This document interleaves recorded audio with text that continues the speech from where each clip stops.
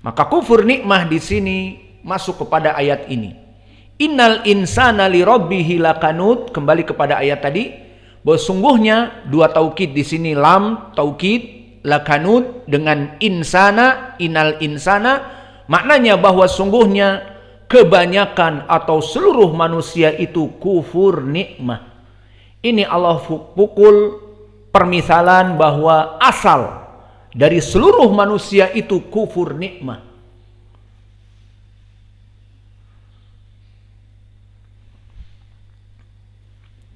Maka di dalam ayat yang lain Allah berfirman apa? Innal insana ladzalumun kafar. Innal insana ladzalumun kafar. Bahwa sungguhnya manusia itu ladzalumun kafar. Semak i'rabnya, lam di sini lam apa? Lam muzahlaqah. Ladzalumun kafarun, bahwa sungguhnya manusia itu zalim dan kufur nikmah. Maka dapat dua ayat kita. Di juz amma di sini yang kita pelajari dan di surat yang lain di Ibrahim, maka di sini menunjukkan bahwa kebanyakan manusia tidak lekang dari kufur nikmah. Maka oleh sebab itu ana mengingatkan sekali lagi, antum bersyukur kepada Allah di mana orang tua antum datang dari jauh mengirim antum ke sini dan memberikan fasilitas untuk jajan, untuk makan dan sebagainya, dan kemudian berpisah dari pandangan mata mereka kepada buah hati anak-anaknya, tinggal di sini bertahun-tahun. Sedih orang tua kalian, paham? Jangan dipikir, oh anaknya mondok jauh, senang mereka. Kenapa? Rumah enak, nggak berisik. Kenapa? Anak kita mondok. Nggak ada yang berpikiran seperti itu. Meskipun anaknya di rumah tukang ribut, tapi tidak ada yang mengatakan, alhamdulillah rumah kosong. Hakada. Nah, ya udah, hakada sah. Maka semua orang akan sedih anaknya mondok. Iya apa tidak? Maka oleh sebab itu bersyukurlah kalian kepada Allah. Orang tua kalian di sana merindukan kalian dan mengeluarkan biaya jajan dan sebagainya. Alhamdulillah pondok kita gratis. Tidak minta kita uang SPP, uang bangunan, uang bla bla bla. Itu juga hanya untuk makan, dan itu juga kalau ada, kebanyakan dari kalian pun tidak ada yang hal muhim seperti itu. Kesimpulannya, di sini kalian harus bersyukur berada di tempat menuntut ilmu. Allah mudahkan kepada kalian untuk menuntut ilmu. Maka di sini berijtihadlah. Tidak kalian ada di tempat menuntut ilmu kemudian malas belajar dan tidak mau belajar. Padahal Allah berikan tempat untuk menuntut ilmu, apalagi gratis, tidak diminta uang oleh kita. Maka jika kalian tidak memanfaatkan kesempatan ini, bisa jadi nanti Allah marah. Seperti Allah berfirman, la in syakartum la azidannakum wa la in kafartum inna adzabi lasyadid. Maka jika kalian bersyukur, aku tambah nikmat kalian. Maka kalian bersyukur dengan belajar di sini, dengan rajin belajar, dengan menghafal dan terus mudzakarah ilmu, maka Allah akan memberikan kepada kalian over and over again, more and more again, ditambah lagi ilmu, diberkahi lagi ilmunya. Karena kalian bersyukur, tidak banyak main-main, tidak banyak ngobrol, tidak banyak bohong, tidak bahkan awas mencuri dari uang santri yang lain, penuh adab dan sebagainya, maka Allah akan memberikan tambahan ilmu. Namun jika kalian kufur, datang di sini malas, datang sini malah tidak mau belajar, padahal dia di sini tinggal tidak mau belajar, ataupun malah membuat keonaran, membuli dari murid-murid baru. Awas, di pondok ini tidak ada mafia, tidak ada orang-orang yang lama membuli orang-orang yang baru. Bahkan di sini harusnya orang-orang yang senior membantu memahamkan orang-orang yang baru. Itu yang kita inginkan dan itu yang dulu kita belajar dengan Syekh kami Mukbil. Kita belajar dengan ustadz-ustadz muda ataupun syekh-syekh muda. Maka waktu kita datang ke sana, Al-Hajuri belum jadi syekh. Dan dia juga misalnya kalau ada pelajaran ya mengajar. Dan Syekh Abdurrahman Al-Adni juga mengajar dan kita belajar, dan juga Yasin Al-Adni mengajar dan kita banyak juga belajar dengannya. Seperti itu senior kepada junior. Tidak seperti malah jadi mafia.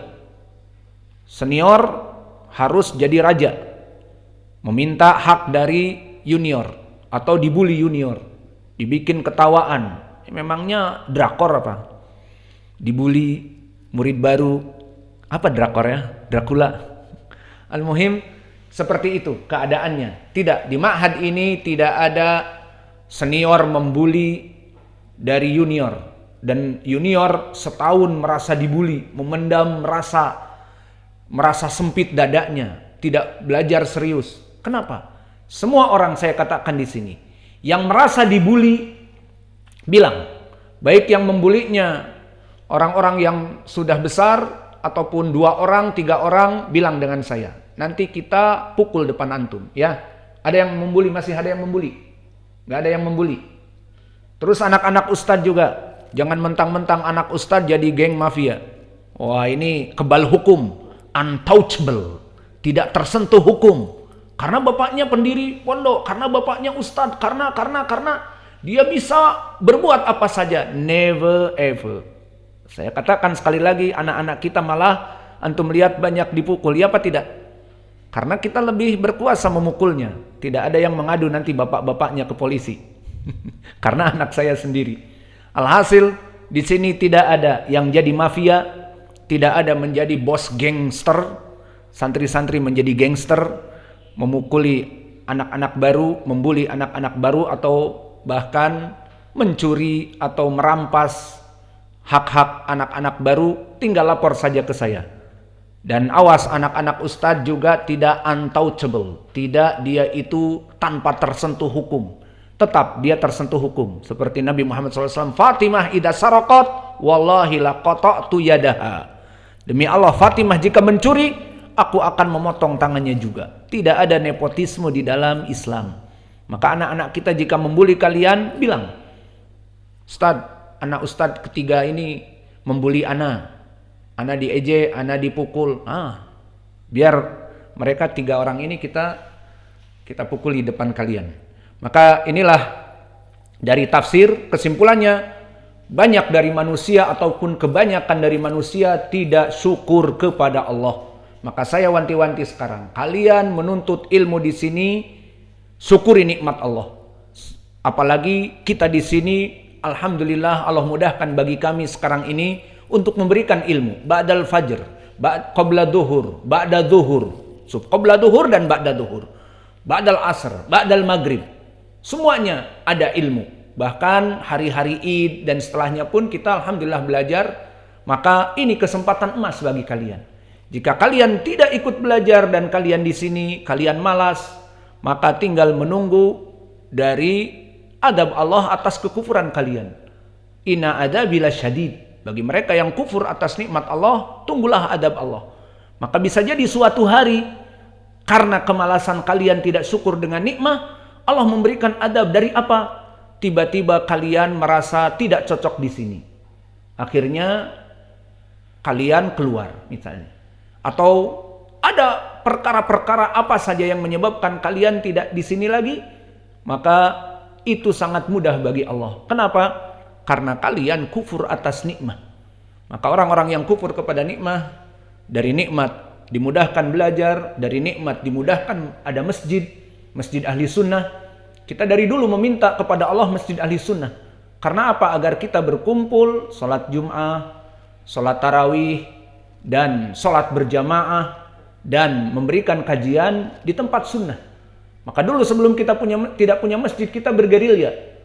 Sholat Jumat di mana? Ingat Hudzaifah, sholat Jumat di sana. Meskipun kita bergerilya, kadang-kadang tetap. Karena pakaian kita seperti ini, Ustadz kebetulan imamnya dan khotib nggak ada, naik. Ya sudah, akhirnya wa inna kulla muhdatsatin bid'ah wa kulla bid'atin dolalah wa kulla dolalatin finnar. Iya dan billah minan nar. Besoknya tidak mau lagi orang mengambil kita sebagai khotib.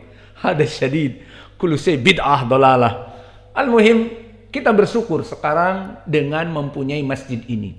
Sehingga sholat Jumat di masjid ini terjauh dari orang-orang awam, terjauh dari pemikiran yang jadi masalah pemikiran. Maka dari fatwa kami Syekh Mukbil, ya Syekh, Bagaimana kami orang-orang salafiyin yang tidak punya masjid, apakah kami sholat bersama orang-orang awam karena ada masjid tapi jaraknya jauh 10 kilo kurang atau lebih? Maka apa jawab Syekh? Kalau masalah Jumat dan Id, maka pergilah meskipun jauh. Kamu punya mobil, kalau di Yaman tuh nggak ada yang namanya motor tuh belum masuk. Tapi kalau di Indonesia alhamdulillah semua orang punya motor. Motor harganya murah, mulai dari motor amburadul, motor yang dibawa ke ladang 1 juta ya. Al-muhim bisa sampai ke masjid. Fatwa Syekh, kalau memang bagi dia mampu untuk sholat di masjid ahli sunnah, Jum'ah, sholat Id, dan sholat fardu, apalagi ada pelajarannya, maka dia jalan ke sana.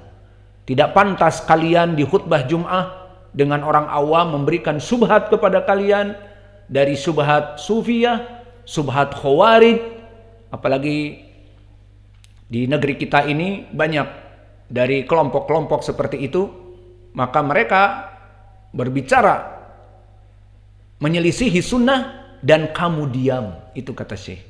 Maka di sini tidak pantas salafiyin sholat Jum'ah, sholat Id, ataupun apa saja meninggalkan dari jamaahnya kaum muslimin. Dan disebutkan juga oleh Syekh yang selalu kami ingat, karena kalian bagaikan domba. Maka domba jika ba'uda minal qati, jika domba atau semua binatang terjauh dari kelompoknya, maka di belakang sana akan mengawasi serigala-serigala. Maka serigala-serigala akan mengambil domba yang apa? Yang sendirian apa domba yang berkelompok? Yang berkesendirian. Maka disebutkan di dalam hadis yang banyak, dari hadis yang muttafaqun alaih, seperti serigala di kandang domba. Maksudnya domba-domba di depannya yang banyak.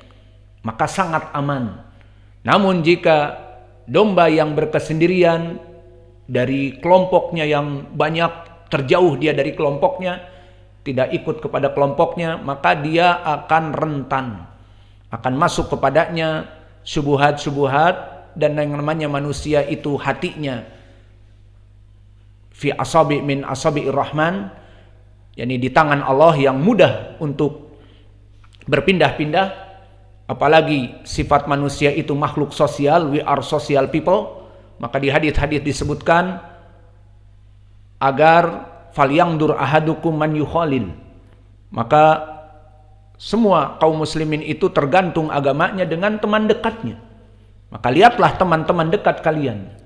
Maka jika di sini dia tidak mengikuti jamaah dari ahlu sunnah, sendirian, maka kemudian nanti akan dihampiri oleh serigala berbulu domba. Serigala itu pakai bulu domba. Nah, aku juga teman kamu nih, sama-sama ketinggalan dari kelompok yang lain. Apa kabarmu? Kaif haluk? Ayu musaadah, bantuan apa? Ternyata dia serigala. Nah, itulah kenapa ada istilah serigala berbulu domba. Jadi si serigala itu tidak langsung menyergap si domba yang berkesendirian ini, tapi dia kamuflase dulu seakan-akan teman. Setelah itu dia sendirian terus, diketahui hakikatnya, oh ternyata dia menjauhi jamaahnya karena mungkin pribadi, karena kesempatan. Ayolah bergabung dengan kami. Apa yang dibutuhkan? Dana ataupun kemasyhuran. Kamu bisa kita tampilkan jadi ustadz besar kami. Tampil, dapat gaji 1 miliar 1 bulan, 1 tahun. Apa? Butuh nikah, kami nikahkan. Butuh apa? Rumah, kami berikan. Seperti itu. Yastodunahu. Maka ini serigala berbulu domba yang akan mengajak kepada dia, setelah itu melahapnya. Setelah dia tunduk kepada domba yang berbulu atau musang berbulu domba ini, atau serigala berbulu domba ini, akhirnya dimakannya. Maka kesimpulannya, kalian bersyukur di sini. Jika kita di sini dalam keadaan baik ini kalian tidak mensyukuri, dengan tidak mau belajar, dengan tidak mau menghafal, dengan malas-malas dan banyak buang-buang waktu, waste the time, awas. Ingat adab Allah Jalla wa'ala. Bisa jadi kalian terusir dari tempat yang barokah ini dengan berbagai sebab, tidak tahu. Bahkan kita pun tidak menginginkan kalian dari sini tidak belajar, namun Allah akan memudahkan. Bisa jadi kalian tidak belajar sama sekali. Ima pulang, ima di sini tapi tidak belajar, macam-macam. Maka itu dari orang-orang yang kufur atas nikmah, inna adabi lasyadid, maka Allah akan memberikan fitnah yang besar di dunia sebelum di hari akhirah, dan dia akan rentan jauh dari saudara-saudaranya. Dan kita tutup permasalahan ini seperti ucapan Imam Ibnul Jauzi di Talbis Iblis. Apa kata Imam Ibnul Jauzi?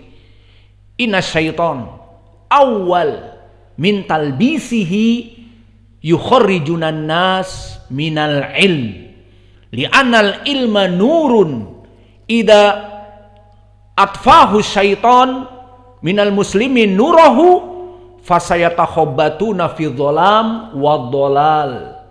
Maknanya pertama dari talbis iblis kepada manusia itu berusaha iblis menjauhkan dari menuntut ilmu. Kenapa? Karena ilmu nur. Ilmu itu cahaya, hudan. Seperti Al-Quran, hudan lil muttaqin. Bahwa Al-Quran ilmu. Maka jika tidak dia menuntut ilmu, kata Ibnul Jauzi, syaitan itu pertama kali prosesnya menjauhkan manusia dari menuntut ilmu.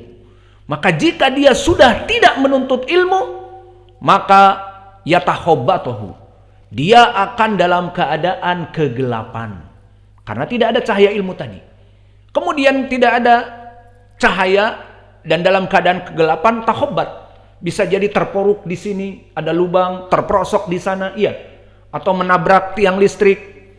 Al-muhim ya takhobbat, tidak tahu mana yang hak dan mana yang batil. Itulah yang pertama dari perbuatan syaitan.